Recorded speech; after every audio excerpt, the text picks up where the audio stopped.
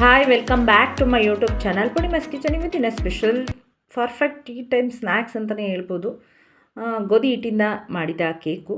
ಇದಕ್ಕೆ ಶುಗರ್ ಇಲ್ಲ, ಮೈದಾ ಇಲ್ಲ, ಮತ್ತು ಮೊಟ್ಟೆನೂ ಬಳಸ್ದಂಗೆ ಮನೇಲೇ ಮಾಡ್ಕೋಬೋದು ತುಂಬ ಈಸಿಯಾಗಿ. ಬನ್ನಿ ಹೇಗೆ ಮಾಡೋದು ಅಂತ ಹೇಳ್ಕೊಡ್ತೀನಿ.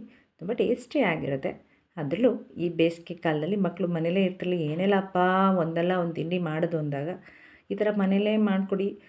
ಆರೋಗ್ಯಕರವಾದ ಟೀ ಟೈಮ್ ಸ್ನ್ಯಾಕ್ಸ್ ಅಂತಲೇ ಹೇಳ್ಬೋದು. ಯಾರೆಲ್ಲ ನನ್ನ ಚಾನಲ್ ಹಾಗೆ ನೋಡ್ತಿದ್ದೀರಾ ಪ್ಲೀಸ್ ಲೈಕ್ ಮಾಡಿ, ಸಬ್ಸ್ಕ್ರೈಬ್ ಮಾಡಿ, ಹಾಗೆ ಪಕ್ಕದಲ್ಲಿರೋ ಬೆಲ್ ಬಟನ್ ಬಂದು ಮರಿಬೇಡಿ.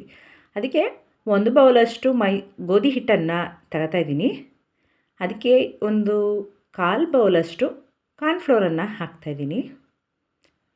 ನಂತರ baking soda 1 tea spoon full, 1/4 tea spoon soda ಹಾಕೋಣ, ಬೇಕಿಂಗ್ ಸೋಡಾ. 1 ಚಿಟಿಕೆ ಉಪ್ಪನ್ನು ಹಾಕ್ತಾಯಿದ್ದೀನಿ. ನಂತರ ಇದನ್ನು ಚೆನ್ನಾಗಿ ಮಿಕ್ಸ್ ಮಾಡಿ ಒಂದು ಕಡೆ ಇಡುವ.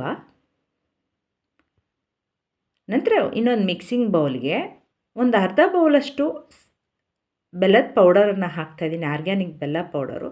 1/4 ಬೌಲಷ್ಟು ಎಣ್ಣೆ, ರಿಫೈನ್ಡ್ ಆಯಿಲು, ಯಾವುದೇ ಸ್ಮೆಲ್ ಇಲ್ಲದಂಥ ಆಯಿಲನ್ನು ಹಾಕಿ ಚೆನ್ನಾಗಿ ಒಂದು ಬೀಟರಲ್ಲಿ ಈ ಥರ ಬೀಟ್ ಮಾಡ್ಕೊಳ್ಳಿ ಕೈಯಲ್ಲೇ. ಬೆಲ್ಲದ ಪೌಡರ್ ಸ್ವಲ್ಪ ಕರಗ ಹಾಗೆ. ನಂತರ 1/4 ಬೌಲಷ್ಟು ಮೊಸರನ್ನು ಹಾಕ್ತಾಯಿದ್ದೀನಿ. ವೆನಿಲಾ ಎಸೆನ್ಸ್ 1 ಸ್ಪೂನ್ ಅಷ್ಟನ್ನು ಹಾಕಿ ನಂತರ ಇದನ್ನು ಚೆನ್ನಾಗಿ ಬೀಟ್ ಮಾಡ್ಕೊಳ್ಳಿ ಕೈಯಲ್ಲೇ.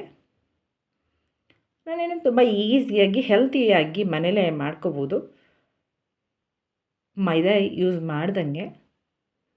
ನಂತರ 1/4 ಬೌಲಷ್ಟು ಹಾಲನ್ನು ಹಾಕ್ತಾಯಿದ್ದೀನಿ. ನಿಮಗೆ ಎಷ್ಟು ಬೇಕೋ ಅಷ್ಟು ಹಾಲನ್ನು ಹಾಕೋಬೋದು. ನಂತರ ಮಿಕ್ಸ್ ಮಾಡಿ ಇಟ್ಕೊಂಡಿರೋಂಥ ಹಿಟ್ಟನ್ನು ಒಂದು ಜರಡಿ ಮಾಡ್ಕೊಂಬಿಡೋಣ.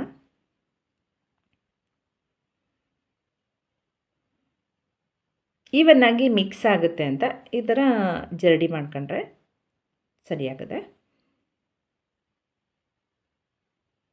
ನಂತರ ಇದನ್ನು ಕಟ್ ಆ್ಯಂಡ್ ಫೋಲ್ಡ್ ಮೆಥಡಲ್ಲಿ ಒಂದು ಸ್ಪ್ಯಾಚುಲಾದಲ್ಲಿ ಈ ಥರ ಮಿಕ್ಸ್ ಮಾಡ್ಕೊಂಬಿಡಿ.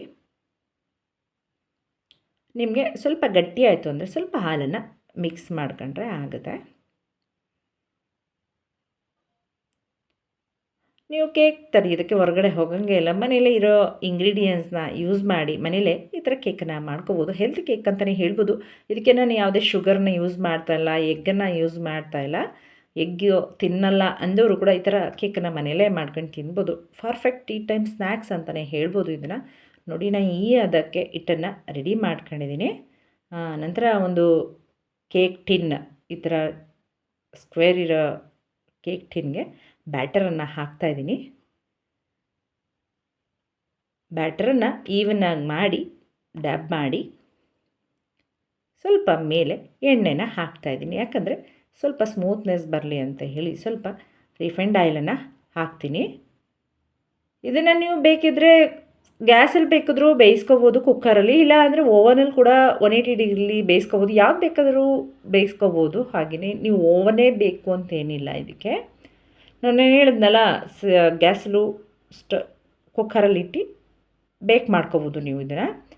ನಂತರ ಇದಕ್ಕೆ ನಾನು ಹೇಳಿದ್ನಲ್ಲ, ರಿಫೈನ್ಡ್ ಆಯಿಲನ್ನು ಹಾಕಿ 180 ಡಿಗ್ರಿಯಲ್ಲಿ 40 ಮಿನಿಟ್ಸ್ ಅಥವಾ 45 ಮಿನಿಟ್ಸ್ ಬೇಕ್ ಮಾಡಿದ್ರೆ ನೋಡಿ ಈ ಥರ ಕೇಕ್ ರೆಡಿಯೇ ಆಗುತ್ತೆ. ಟೀ ಟೈಮ್ ಸ್ನ್ಯಾಕ್ಸ್ ನೋಡಿ ಈಗ ಬೆಂದಿದೆ ಪೂರ್ತಿಯಾಗಿ.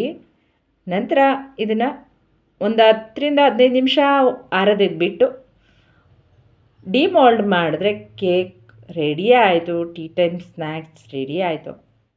ನಂತರ ಇದನ್ನು ಆರಿದ ಮೇಲೇ ಕಟ್ ಮಾಡಿ ನೋಡಿ ಎಷ್ಟು ಪರ್ಫೆಕ್ಟ್ ಸ್ಟ್ರಕ್ಚರ್ ಬಂದಿದೆ ಅಂತ ಕೇಕು.